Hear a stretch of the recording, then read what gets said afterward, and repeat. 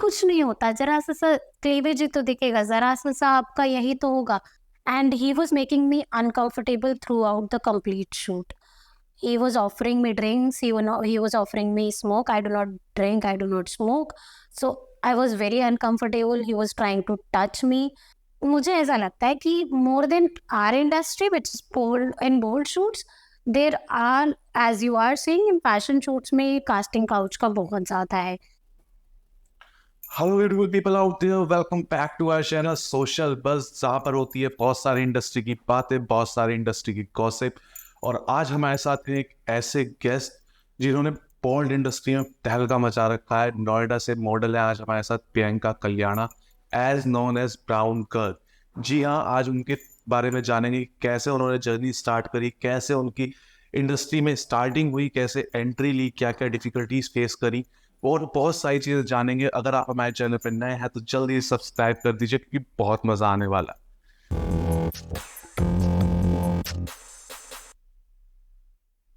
Welcome Priyanka, how are you? Thank you so much for inviting me here. I'm very good.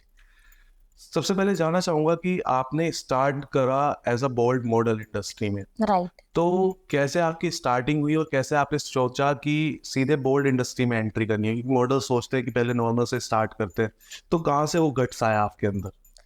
Actually start मैंने board से नहीं किया था, it was a start from blogging. मैं college से ही I wanted to do the modelling, but because of my I was skinny back then, और मैं बहुत ज़्यादा स्लिम थी, और मेरी स्किन टोन की वजह से भी, विच आई थिंक कि नहीं होना चाहिए, but as you know in India we have very basic norms कि या तो आप गोरे हो या आप काले हो, और अगर आप काले हो तो अगर आपका स्किन टोन व्हीटिश के आगे भी जा रहा है तो आप काले हो, और you can not be in the in this industry, in modelling और आइदर इन एक्टिंग।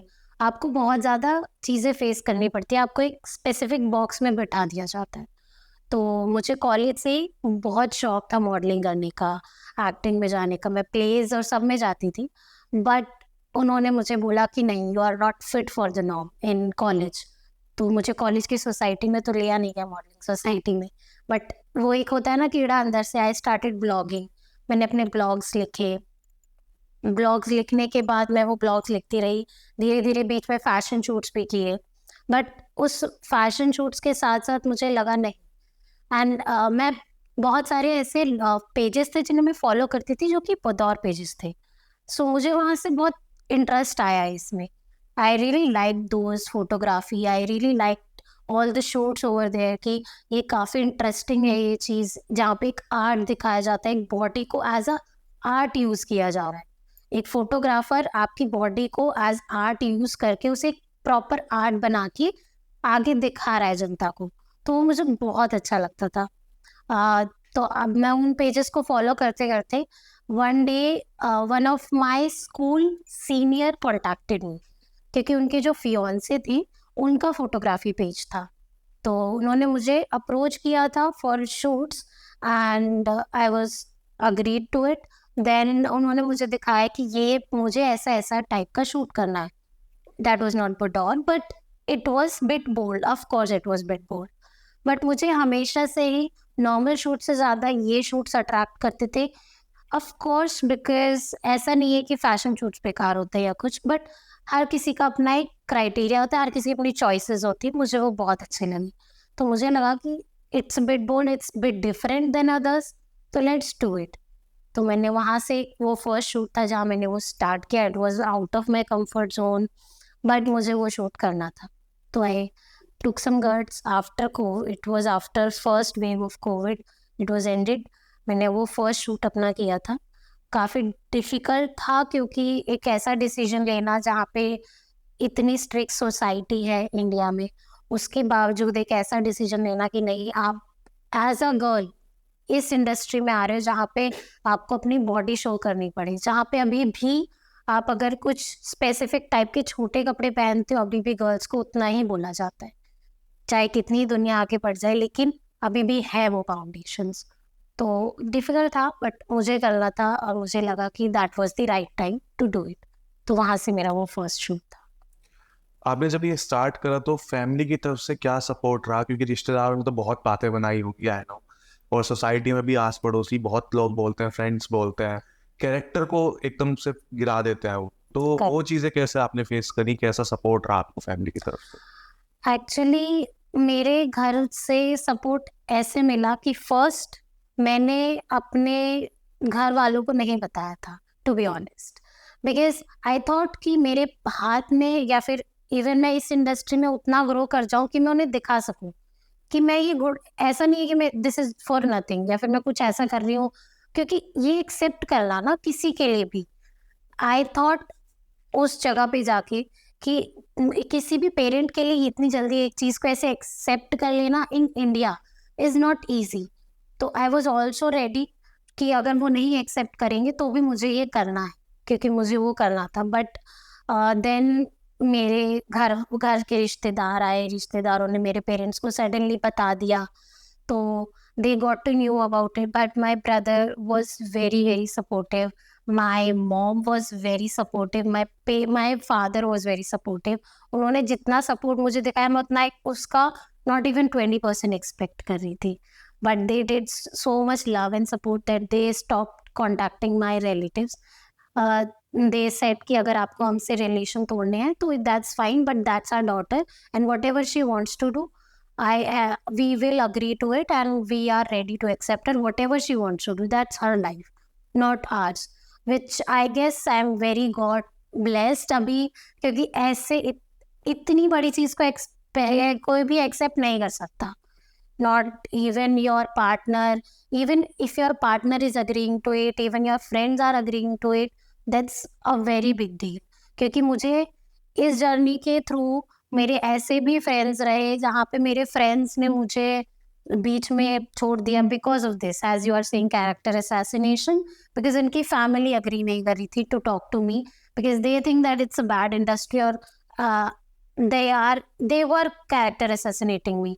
सो वो भी बहुत हुआ, उन फ्रेंड्स ने भी छोड़ा, but still now whatever the people I got to know कि that's the real gems out of all the trash.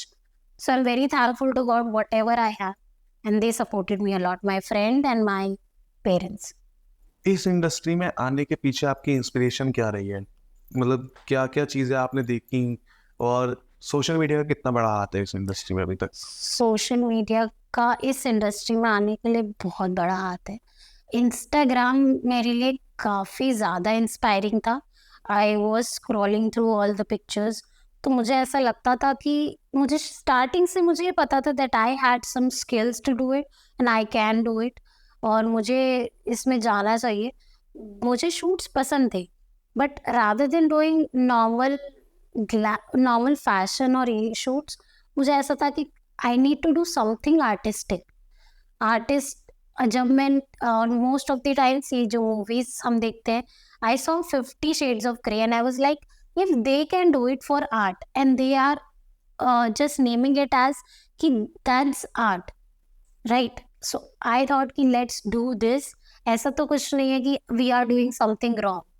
We are just showcasing our body that it is completely art. And second motivation was I just wanted to represent that in modeling, if you want to come in modeling, there should be no specific body type, there should be no specific height, there should be no specific color. That's what I wanted to. First, I just wanted to really make it कि नहीं, ऐसा नहीं है कि ये colour body और यही height के लोग इसमें यहाँ पर मैं एक और क्वेश्चन पूछना चाहूँगा. आजकल इंडस्ट्री में बॉडी शेमिंग बहुत चलती है. नए बच्चे आने से डरते हैं कि मुझे मोटा बोला जाएगा, मुझे काला बोला जाएगा, मुझे छोटा बोला जाएगा. तो उस चीज़ से ओवरकम कैसे करा आप?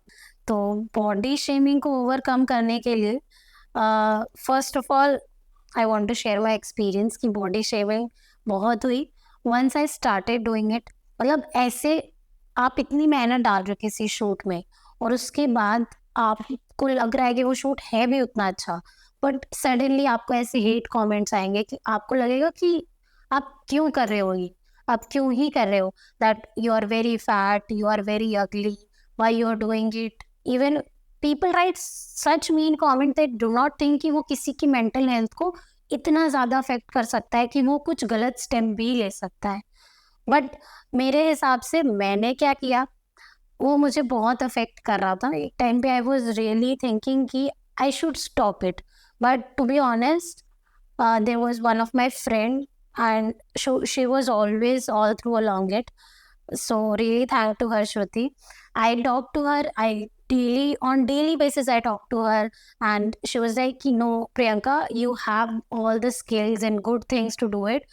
Why you're focusing on the bad part of it? हर और उसके साथ साथ एक चीज़ ये है कि अगर आप किसी भी इंडस्ट्री में जाओगे, गुड एंड बैड साइड हमेशा होगा। आपको बैड साइड को इग्नोर करके ही तभी आप सक्सेस की तरफ जा सकते हो। तो my only thing and my only advice to other people is, whatever the bad comment is, वो आपको क्या करना है, आपको सिर्फ अपना कमेंट वहाँ पे जो बैड कमेंट है उसको डिलीट कर देना है। बस एक दो कमेंट डिलीट करोगे, वो कभी ऊपर आएंगे ही नहीं, वो नीचे नीचे चले जाएंगे। और सेकंड चीज, आपकी बैड कमेंट से आप ही की रीच बढ़ेगी। whatever fame it is, good or bad, it is already a fame, so it will be add up to your name. Do not worry about it. आप अगर जाओगे, आप, there is a very famous मुहावरा कि हाथी चलता है तो 100 कुत्ते भौंकते ही हैं। तो do not worry about it कि ये है, हाइट है, वेट है, क्यों है।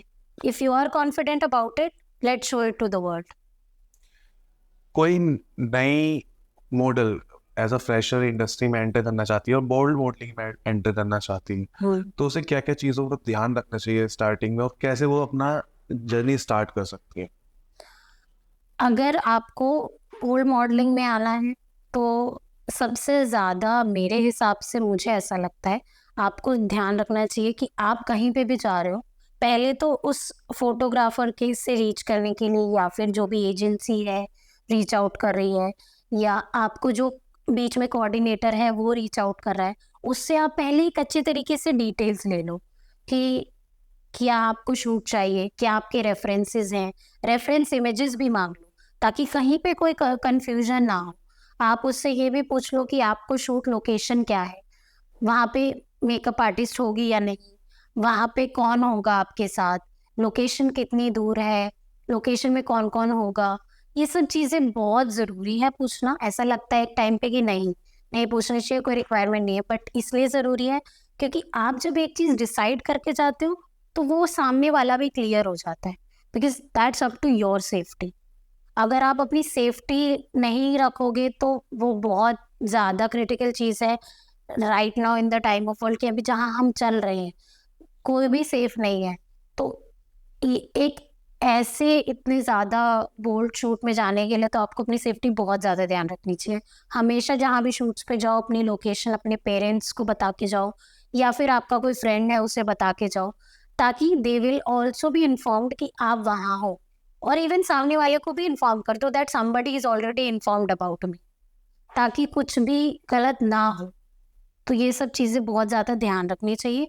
सेकंड, अगर कोई एंटर हो रहा है तो आपको बहुत ज़्यादा मेंटली स्टेबल होके, मेंटली स्ट्रांग होके आना पड़ेगा, because this is not a joke. अगर आप ये सोचो कि हम फोटोज़ डाल देंगे, हम इस इंडस्ट्री में आ जाएंगे तो कुछ नहीं होता, कोई कुछ नहीं बोलेगा, ऐसा नहीं है। लोग बोलेंगे, ज़रूर बोलेंगे। आपको मेंटली स्ट्रांग होना पड़ेगा। आपको अपने लिए आगे ये सोचना पड़ेगा कि आप इस चीज़ के लिए इतना क्यूरियस हो। नॉर्मल फैशन इंडस्ट्री में हम देखते हैं कि गर्ल्स के साथ, ऑल्दो आजकल बॉयज़ के साथ भी कास्टिंग काउच की टर्म बहुत जुड़ चुकी है। बहुत डिमांड्स आती है कास्टिंग काउच की, कॉम्प्रोमाइज़ेस की। तो आपका कुछ ऐसा एक्सपीरियंस अभी तक? If I start to talk about it, I guess हमारे पास पॉडकास्ट का टाइम कम पड़ जाएगा कि कितने इस चीज़ के कॉल्स आते हैं। मतलब there were so many bad experience in the starting कि मुझे ऐसा भी लगा था कई कई शूट्स में, मतलब somebody is shooting with me and they directly approach me after the shoot that this happens, और I was very new in this industry, तो मुझे नहीं पता था what this is और ये क्यों होता है और कैसे होता है। I denied, I came, but मुझे ऐसा लगता है कि आप अगर अपने लिए स्टैंड ले सकते हो, आप बहुत स्ट्रांग हो, तो सामने वाला आपका कोई भी गलत फायदा नहीं उठाएगा। You just need to be very strong in this industry. तो ऐसे ऐसे भी कॉल्स आए हैं कि दे डिस्कस मी कि हम धर्मा प्रोडक्शन से बात कर रहे हैं, हम जी का टीवी से बात कर रहे हैं, और हम तो अभी प्रभास की मूवी बना के आए हैं। And after that, you know that in South industry, this compro thing happened. And I was like, and I'm sorry, I do not do that. Please cut the call. And I blocked the numbers. या फिर पूरे shoots discuss कर लिए, amount discuss कर लिया, उसके बाद मुझे एकदम से सडनली मैसेज आता है कि so what is your plan after the shoot. मैंने कहा going home. No, they had some other thing in mind. So this वैसे मुझे ऐसा लगता है कि more than our industry which is bold and bold shoots, there are as you are saying in fashion shoots में casting couch का बहुत ज़्यादा है। It is to be recognized or named as a good sanskari industry rather than bold, but उसमें ज़्यादा है। I have experience that in that as well, कि acting में भी बहुत ज़्यादा है कि आप ये चीज़ कर लो एंड देन आपको रोल मिल जाएगा, आप ये चीज़ कर लो और तब आपको ये शूट मिल जाएगा। But I do think that's your pleasure, keep it to your home और keep it to whatever it is. But यहाँ पे आप शूट करने आए हो, यहाँ पे आप अपने काम रिकग्नाइज करने आए हो, उन दोनों चीज़ों को क्यों आप मिक्सअप कर रहे हो? और इससे कुछ नहीं होता। वो फोटोग्राफर्स को ना वो कोई ऐसी चीज़ मिल पाती है, ना ही वो फोटोग्राफर्स आगे काम कर पाते हैं, वो बंद ही रहते हैं। वो फोटोग्राफर्स को कभी भी कोई सक्सेस भी नहीं मिलती है इसलिए जो। और तो आजकल मैं ये भी देख रहा हूँ, मेरे पास जैसे शूट्स आते हैं तो मैं गर्ल्स को या मॉडल्स को रीच करता हूँ, तो जब वो अपना पोर्टफोलियो भेजते हैं तो उन पे सारी चीज़ें लिखी होती हैं, उनके इंटरेस्ट, उनकी हाइट, उनकी साइजेस, सब चीज़ें। तो उसमें आजकल एक नया सेक्शन जुड़ गया है, कॉम्प्रो। उसमें आगे लिखा होता है यस और नो, ठीक है। तो एक बार मेरे साथ इंसिडेंट हुआ था, मैंने एक एड शूट था मेरा, हाँ, तो उसके लिए मैंने मॉडल्स को रीच करा। ओके, एक मॉडल का मेरे पास रिप्लाई आया, उसने मुझे पूरा पोर्टफोलियो भेजा, सारी डिटेल्स थी उसमें एक सेक्शन था कॉम्प्रो का। फर्स्ट टाइम मैंने वही देखा था, वो कॉम्प्रो का। तो उस लड़की ने वहां पे लिखा हुआ था कि मे बी। तो काफी लड़कियां ये थिंकिंग भी बना के आ रही हैं इंडस्ट्री में कि हाँ कॉम्प्रो बनेंगे तो उन्हें काम मिल जाएगा, बट रियलिटी में ऐसी चीजें नहीं होती है। Correct correct. एक्चुअली ना प्रॉब्लम ये नहीं है कि वो भी बना के आ रहे हैं, और प्रॉब्लम इस यहाँ पे ये भी है कि उनका माइंडसेट ऐसा बना दिया जाता है कि आपको इसके बिना काम नहीं मिलेगा, जबकि ऐसा कुछ भी नहीं है। आप आजकल के इतने ज्यादा सोशल मीडिया एक्टिव वाले वर्ल्ड में ये कैसे सोच सकते हो कि आपको काम नहीं मिलेगा? आपको अपने पिक्चर्स खुद भी डाल सकते हो, आप अपने रील्स डालो। आजकल तो रील्स का इतना ज्यादा वर्ल्ड है।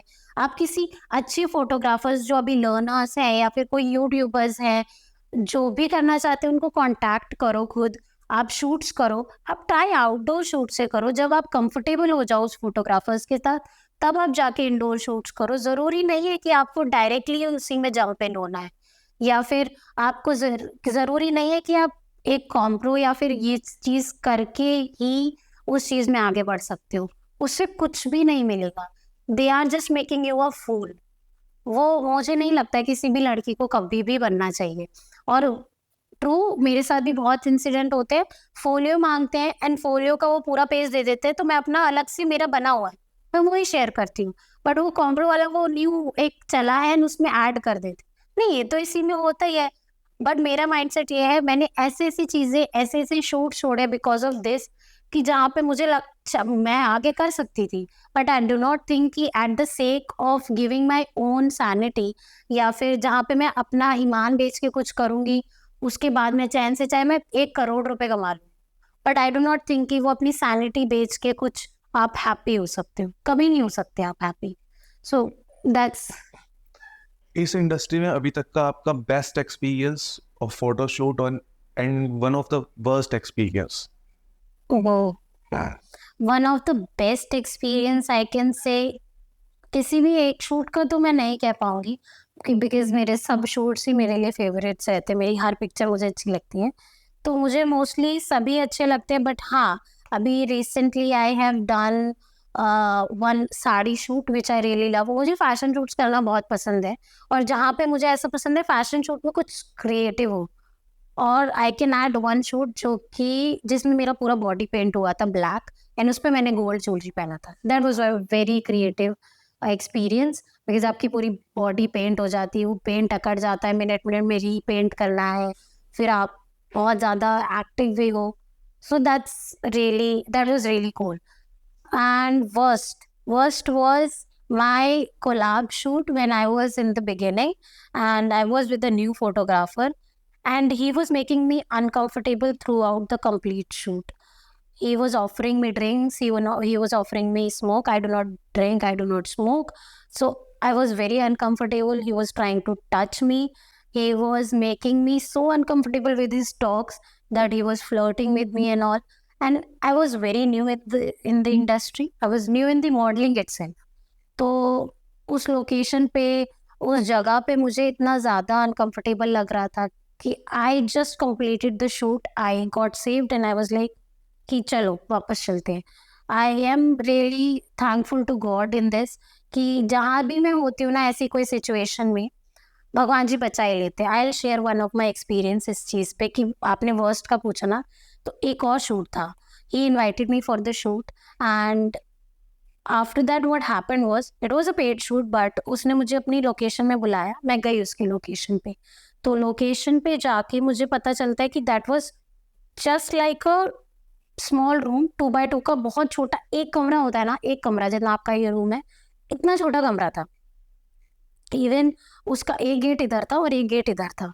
तो उसने मुझे वहाँ पे इनवाइट किया and when I reached out to that कि उस मैंने पूछा, और उसका बहुत मेसी रूम था. I was not judging the place, but if you are shooting of course you need to जज द प्लेस ऑल्सो. तो मैंने उससे पूछा कि लेट्स, आपको शूट यहीं करना है, आप यहीं करोगे, वेयर इज योर स्टूडियो? कह रहे नहीं, मैं तो इसी बेड पे पिक्चर ले लेता हूँ जो भी है. उसमें बस एक बेड की बैठने की जगह थी, और वो एकदम ऐसे गली में अंदर जाके बहुत ज़्यादा, क्या कहेंगे आप, उसे बोलते हैं बहुत एकदम से क्रिंजी प्लेस. आपको पता चल जाता है कि नहीं ये तो कुछ डाइसी है, वैसा था. और वो दोनों गेट इस तरफ से. और मैंने उससे पूछा आप शूट किससे करोगे? कहता मेरा कैमरा ना खराब हो गया. मेरा कैमरा तो खराब हो गया है, लेकिन मैं फोन से शूट करूंगा, आपको कोई दिक्कत नहीं होगी. And then suddenly he was calling someone कि अच्छा वो शूट वाले तो आ गए, तो तू भी आ जा. तो जैसे उसने बोला कि मेरे पास कैमरा नहीं है, I suddenly got a feeling कि no Priyanka, this is not good for you. I said, मैंने अपना बैग भी नहीं रखा था, मैं बस खड़ी ही थी. उसने मुझे जैसे ही बोला मैं उतरी नीचे. आई वाज लाइक सॉरी, मैं शूट नहीं कर पाऊंगी, मैं बाहर. And I was so scared the whole ride कि मुझे ऐसा लग रहा था कि I should not do it. I am not safe somewhere जहाँ पे जब तक मुझे ना पता चले लोकेशन अच्छी है, मैं उसे जानती नहीं हूँ, तब तक नहीं करना चाहिए. तब से मैंने थोड़ा सा रीनोन फोटोग्राफर्स के साथ शूट करना ज़्यादा स्टार्ट कर दिया rather than new photographers. So this is my advice to all the new photographers as well. Guys, if you want to invite anyone to your shoot, please invite them, but let them also know कि they will be safe at the location. या फिर कोई और available हो जो कि उसको safe feel कराए. अगर आपके पास नहीं है लोकेशन तो प्लीज मत करो, बिकॉज आपको नहीं पता वो इंसिडेंट सामने वाले मॉडल के लिए कितना ज़्यादा स्कैरी बन सकता है कि वो आगे करे ना करे. मैं पूरा राइड इतना ज़्यादा स्कैर्ड थी कि मुझे लग रहा था कि दैट वाज सो स्कैरी कि मेरे साथ कुछ और भी हो सकता था. तो that was my worst experience. कई बार हम शूट पर देखते हैं कि गर्ल्स, अब क्या होता है, फोटोग्राफर को पता होता है कि कौन से एंगल से किस तरह की पिक्चर लेनी है. ठीक है. तो फ्रेशर मॉडल्स जब इंडस्ट्री में आते हैं तो कई फोटोग्राफर, जैसे हमारी पॉडकास्ट से पहले बात हो रही थी, हाँ, कई फोटोग्राफर्स क्या करते हैं, उन्हें शॉर्ट ड्रेसेस पहनाते हैं और फोटोग्राफर को पता होता है कौन से एंगल से कैसी कैसी फोटो आ जाएंगी. अब इंसिडेंट अगर ऐसा होता है कि फोटोग्राफर ने फोटो क्लिक करी, तो उसके पास सारा डाटा है और वो दूसरे पेजेस पे भेज रहा है, आपको फोटोज मिली भी नहीं हो, तो उस चीज को कैसे डील करें? उस चीज़ को डील करने के लिए मेरे हिसाब से सबसे पहले आप किसी ऐसे को कांटेक्ट करो जो कि ऑलरेडी अवेयर है इस सब चीज़ों से. अगर आप उस चीज़ से अवेयर नहीं हो तो पहले उस पेजेस को कांटेक्ट करो to delete your pictures, because you have the complete right to your picture. even a photographer if even a photographer is paying you, still you have the right to the picture. and अपनी चीज़ें decide करके चलो कि मुझे ये specific type of shoot नहीं चाहिए. And a no means always should be a no. ये नहीं कि मे बी ऐसा कर लेते हैं वैसा कर लेते हैं, बिकॉज ऑफ कोर्स जैसा मैंने आपको बताया भी था पॉडकास्ट से पहले, what photographers do is most of the times कुछ ऐसे होते हैं कि जो ट्राई करते हैं आपको पुश आउट करने के लिए कि कुछ नहीं होता, जरा सा क्लीवेज ही तो दिखेगा, जरा सा आपका यही तो होगा। बट अगर आप डिसाइड कर चुके हो, अगर आप रेडी हो इस चीज़ के लिए, no shame to it. But अगर आप रेडी नहीं हो कि मुझे ये करना चाहिए, मुझे इसके अलावा कुछ ऐसा करना चाहिए, तो please do not agree to, because क्या होगा, वो सामने वाला बंदा उसका कुछ भी मिसयूज कर सकता है, बिकॉज यू दे नो कि वो ऑलरेडी अवेयर है कि आपको ये चीज़ पसंद नहीं है। तो उसके बाद क्या पता आपको ब्लैकमेल करे, क्या पता आपको वो कुछ और बोल दे। बहुत सारे फोटोग्राफर्स करते हैं ऐसा, मैंने भी फेस किया है, जहाँ पे आप बता के जाओगे कि मैं इतना ही शूट करती हूँ, मैं इस चीज़ के अलावा नहीं करती हूँ, पर हमने तो आपके पिक्चर्स कहीं और देखी थी, आप तो ऐसा भी करते हो। सो मुझे ऐसा लगता है कि सामने वाले को कभी भी आप अनकंफर्टेबल मत फील कराओ। अगर वो आपको मना कर चुका है किसी चीज़ के लिए, तो वो उसने कहीं भी कुछ भी काम किया हो, वो उसकी अपनी पर्सनल मर्जी है कि वो अब नहीं करना चाहता, वो आपके साथ नहीं करना चाहता, वो उसका अपना कंफर्ट जोन था कि वो पिछले वाले फोटोग्राफर्स के साथ या पिछले वाले इवेंट ऑर्गेनाइजर के साथ वैसा शूट करके आ गया, वो आपके साथ क्यों कंफर्टेबल होगा उस चीज़ के लिए। तो अगर आपको बचना है, अपनी बाउंड्री सेट करके चलो, ऑलरेडी सब कंफर्म करके चलो।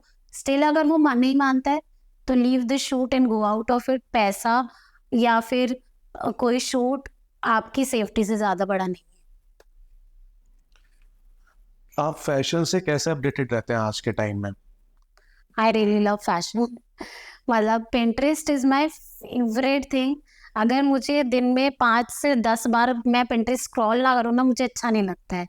और यूट्यूब में भी मेरे सारे जितने सब मतलब है फॉलोइंग, वो भी मैं सिर्फ उन्हीं को फॉलो करती जितने ज़्यादा ये फैशन अकाउंट्स है, और जितने ज़्यादा यूट्यूबर्स है जो फैशन रिलेटेड वीडियोस बनाते हैं। So I really really love it. मुझे बाहर, I'm sorry to Indian YouTubers who are related to fashion, but I really like Komal Pandey in India. She's doing very great. So all these YouTubers and all these outside YouTubers, they are doing fashion videos. I just completely be connected to them, and Pinterest is the biggest thing. Pinterest से ज़्यादा तो कुछ अच्छा है ही नहीं अगर आपको fashion से कनेक्टेड रहना है और अपडेटेड रहना है तो। आज तक का कोई ऐसा फैन मोमेंट जो आपके पीछे बढ़िया तरीके से पड़ गया हो कि हाँ मुझे मिलना है, मुझे ये करना है, हाँ, मेरे से मिल लो एक बार, वो क्रिंज फैन वाला मोमेंट कोई? क्रिंज क्रिंज तो मतलब बहुत हुए ही है कि ऐसे ऐसे मैसेजेस आ जाते हैं, मतलब दे वर कॉन्टिन्यूसली। एक ना बहुत अच्छा ऐसा मैसेज आया कि बहुत, it was a very cute message कि this and this I really like your photos and everything. I just replied to them, then they suddenly start informing me about my pictures कि आपकी post यहाँ ऐसे हो रही है, ये ऐसे हो रहा है, वैसे हो रहा है। आई रियली गॉट स्केर्ड कि आप मुझे इतना क्यों बता रहे हो। फिर suddenly they start telling me कि मैंने आपको वहाँ देखा था, मैंने आपको यहाँ देखा था। So that was bit scary to me. मुझे ऐसा लगता है कि ना ये सब चीज़ें, ये होता है कि अगर आप सोशल मीडिया पे अपनी इंफॉर्मेशन जितनी ज़्यादा शेयर करते हो, उतना ही आपके लिए स्केरी भी है, क्योंकि आपको नहीं पता सामने वाला क्या इंटेंशन रख के आपसे मिलना चाहता है, और वो सडनली आपके लिए थोड़ा स्कैरी हो सकता है।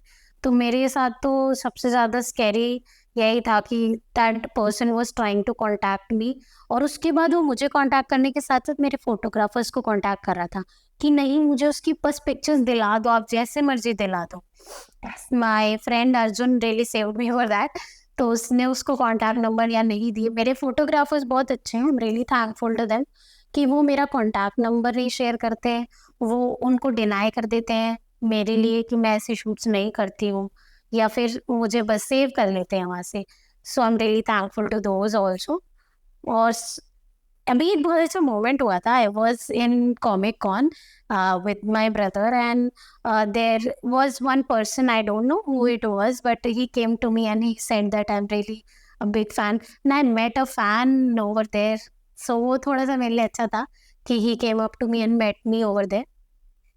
अच्छा है, आप मिल सकते हैं, जो फैंस हैं वो आके मिल भी सकते हैं, but until unless it's not uncomfortable to me, I'm really okay to meet everyone. एक फैशन मॉडल के या फिर कोई भी मॉडल की लाइफ इतनी अनसेटल्ड होती है, उसे सोने का नहीं पता होता, उसे टाइमिंग्स का नहीं पता होता, although you are working in a corporate also.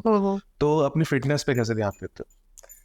Fitness, to be honest, मैं कोई ज़्यादा फिटनेस फ्रीक नहीं हूँ। I am very workaholic kind of a person, to be honest. Because मैं ऐसे ऐसे शूट्स भी करती हूँ कि मैं अपनी जॉब के बाद सीधा शूट्स पे, as you already are aware about it, कि मैं अपने शूट्स, अपनी जॉब ख़त्म करती हूँ, नाइट शिफ्ट्स होती है मेरी, तो वो अपनी जॉब ख़त्म करने की एकदम एग्जैक्ट बाद मैं सीधा शूट्स पे भी चली जाती हूँ और मैं 2-2 दिन तक नहीं सोती हूँ। सो ये मुझे मेरी थोड़ी सी बैड हैबिट लगती है, बट आई थिंक कि मैंने उस चीज़ के साथ साथ ऐसे शूट्स करे हैं जो कि मुझे बहुत अच्छे लगते हैं। ये मॉडलिंग और जो शूट्स हैं मुझे बहुत हैप्पीनेस देते हैं, तो मुझे वो थकान और वो सब वर्थ इट लगता है। बाकी फिटनेस अगर कहा जाए तो I guess if you want to be fit, then of course if you want to stay healthy and stay in whatever size you are comfortable in, रहना चाहिए। पर ऐसा नहीं होना चाहिए कि आपको because of that specific size में आने के लिए आप अपनी मन पसंदीदा खाना छोड़ दो, या फिर आप ये सोचो कि नहीं, इतना ही साइज होगा तभी ही मुझे शूट मिल पाएंगे या मैं मॉडल तभी ही बन पाऊंगी। Stay happy, enjoy your life, do not just take it over your mind कि नहीं नहीं नहीं। मैं तो बहुत, क्योंकि मैंने बहुत मॉडल्स को देखा है अपना खाना पीना छोड़ के एकदम ऐसे बहुत ज़्यादा ही उस चीज़ के लिए स्ट्रेस्ड आउट हो जाती हैं अगर एक साइज भी आगे बढ़ गया तो। I do understand some people do want to fit, be fit, कि हमें रहना है फिट, रहो। अगर आपको रहना, आपको हैप्पीनेस देता है जिम जाना, तो रहो, बट उसको ओवर स्ट्रेस मत करो अपने ऊपर। अगर मैंने ये चीज़ ज़रा सा भी पुट ऑन कर लिया तो मुझे शोज नहीं मिलेंगे। अगर आपने रिसेंट अभी मिस वर्ल्ड देखा हो तो उसमें नेपाल से जो आई थी, she was a plus size person, she was a plus size model and she was winning and doing everything। तो अब उस इंडस्ट्री में कोई नॉर्म्स नहीं रहे, even plus size beauties are just winning over the world. तो आपको क्यों इतना स्ट्रेस लेना है कि नहीं मुझे तो एक ही साइज में रहना है खाना पीना छोड़ के। I really love to eat and I eat a lot and I eat with my own. अगर मुझे लगता है कि मुझे ये चीज़ हैप्पी कर रही है तो रहना चाहिए। I want to share one of you of the incident. मैं शूट्स पे जाती हूँ एंड फोटोग्राफर्स एंड लाइट वाले जितने भी होते हैं ना, and they were telling me कि आपको ना थोड़ा सा भी वेट देख लेना चाहिए, ज़्यादा हो रहा है, आपको ना वेट अभी ऐसे कर लेना चाहिए, कम हो रहा है। बॉडी शेमिंग कर देते हैं, एकदम सेट पे कर देते हैं कि आपको थोड़ा सा अपना वेट ऑन देख के रखना चाहिए, आप मॉडल हो, थोड़ा सा पेट अंदर होना चाहिए। But why you call me? You call me because of my these expressions. You call me because I can come up on camera and do everything very great. एक मॉडल की वार्डरोब में क्या क्या एसेंशियल चीजें होनी चाहिए? As a bold model, new lingeries are very very important because most of the times photographers ask you कि आपके पास क्या न्यू लॉन्च है, बिकॉज हमारे पास तो कुछ नहीं, आप ही कोई लाने आउटफिट्स। और 2-3 आपको अपने new lingeries are very important, कुछ बेसिक लॉन्जरीज तो आपको रखना ही चाहिए। Pasties are very important to for all the bold bottles. Why? Because sometimes कुछ ऐसी ट्रांसपेरेंट शीट्स या आपको ट्रांसपेरेंट शर्ट देती जाती है जहाँ पे you are not comfortable to show your either do a nip slip और do anything. So just make sure कि आप अपने पास पेस्टीज रखो। और वो बहुत ज़्यादा इम्पॉर्टेंट चीज़ें हैं जैसे कि basic shirts, basic T shirts, ये बहुत ज़्यादा इम्पॉर्टेंट चीज़ें हैं जो आपको रखनी ही चाहिए। ये and heels are very important and very dearly to photographers and specifically makeup artists, I guess, because they ask आप heels नहीं लाए, पता नहीं क्यों होता है मेरे साथ बहुत शूट्स में, आप heels नहीं लाए, they want height, so of course they want heel, body posture भी अच्छा आता है, so that's completely fine। तो ये सब बेसिक चीज़ें हैं जो आपको ज़रूर रखनी चाहिए। 2-3 ऐसी ड्रेसेस जो कि हाँ किसी भी न्यू आउटफिट के साथ एडअप हो सकती है, बेसिक कलर्स की, वाइट, ब्लैक, रेड, ये सब हर शूट्स में यूज हो ही जाती हैं, तो ये सब आपको ज़रूर रखना चाहिए। Thank you so much Priyanka, आज हमारे पॉडकास्ट पे आने के लिए और इतनी सारी इन्फॉर्मेशन देने के लिए। It was a very pleasure for me to invite you on our podcast. Thank you so much. You're welcome. I'm really thankful to you that you invited me and let me share my journey with other people. Thank you so much.